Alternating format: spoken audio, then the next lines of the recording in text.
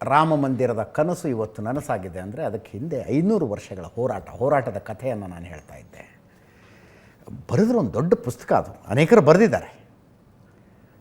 ನಾನು ಸ್ಕಿಪ್ ಮಾಡ್ತಾ ಇದ್ದೀನಿ ಒಂದಷ್ಟು ವಿಷಯಗಳನ್ನು, ನೇರವಾಗಿ 1990s ಬಂದುಬಿಡ್ತೀನಿ. 1990 ಅಷ್ಟರಲ್ಲಾಗಲೇ ಈ ವಿಷಯವನ್ನು BJP, RSS ಮತ್ತು ವಿಶ್ವ ಹಿಂದೂ ಪರಿಷತ್ನವ್ರು ಎತ್ಕೊಂಡ್ರು. ರಾಮ ಮಂದಿರದ ಹೋರಾಟ ಜನಾಂದೋಲನ ಆಗಿದ್ದು ಈ ಟೈಮ್ನಲ್ಲಿ. ಅಲ್ಲಿ ತನಕ ಬೇರೆ ಬೇರೆ ರೀತಿಯ ಹೋರಾಟಗಳು ನಡೀತಾ ಇದ್ವು, ಅದು ಸಣ್ಣ ಸಣ್ಣ ಗುಂಪುಗಳಾಗಿ ಅವ್ರವ್ರ ಪ್ರಯತ್ನ ಅವ್ರು ಮಾಡ್ತಾಯಿದ್ರು.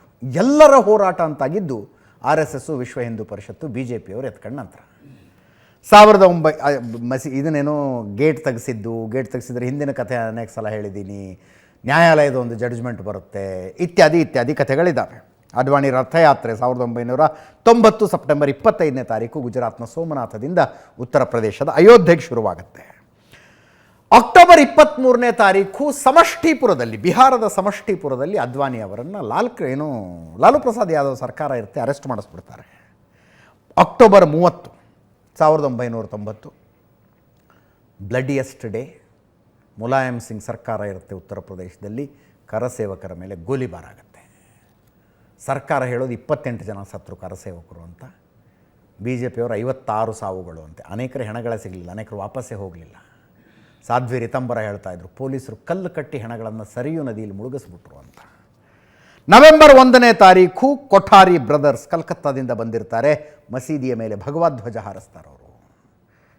ಅದಾಗಿ ಮಾರನೇ ದಿವಸ ಅವರ ಹೆಣಗಳು ಹನುಮಾನ್ ಗಡಿ ಹತ್ರ ಚರಂಡಿಲಿ ಸಿಗ್ತವೆ ಗುಂಡು ಬಿದ್ದ ಸ್ಥಿತಿಯಲ್ಲಿ. ಆಮೇಲೆ ನಡೆದದ್ದು VP ಸಿಂಗ್ ಸರ್ಕಾರಕ್ಕೆ ನೀಡಿದ್ದ ಬೆಂಬಲವನ್ನು BJP ಅವರು ವಾಪಸ್ ತಗೊಂಡ್ರು, ಸರ್ಕಾರದಿಂದ ಹೊರಗೆ ಬಂದರು, 4 ರಾಜ್ಯ ಸರ್ಕಾರಗಳನ್ನು ಕಳ್ಕೊಂಡ್ರು. ಬಾಬ್ರಿ ಮಸೀದಿ ಧ್ವಂಸದ ದಿವಸ ಕಲ್ಯಾಣ ಸಿಂಗ್ ರಾಜೀನಾಮೆ ಕೊಟ್ಟರು. BJP ರಾಜಕೀಯ ರಾಜ್ಯ ಸರ್ಕಾರಗಳನ್ನು ಕಳ್ಕೊಂಡ್ರು, 4 ಸರ್ಕಾರಗಳು ವಜಾಗ್ಬಿಟ್ಟು ಅವರು ಮಸೀದಿ ಧ್ವಂಸದ ನಂತರ ಹಿಂಸಾಚಾರದಲ್ಲಿ. ಆ ನಂತರದ ಕಾನೂನು ಹೋರಾಟ ಮತ್ತು ಒತ್ತಾರು ವಿವರವಾಗಿ ಹೇಳೋಣ.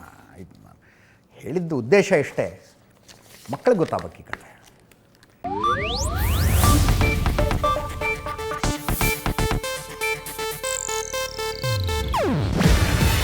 ಇದು ಏಷ್ಯಾನೆಟ್ ನ್ಯೂಸ್ ನೆಟ್ವರ್ಕ್ ಪ್ರಸ್ತುತಿ. ನೀವು ನೋಡ್ತಿದ್ದೀರಾ ಏಷ್ಯಾನೆಟ್ ಸುವರ್ಣ ನ್ಯೂಸ್.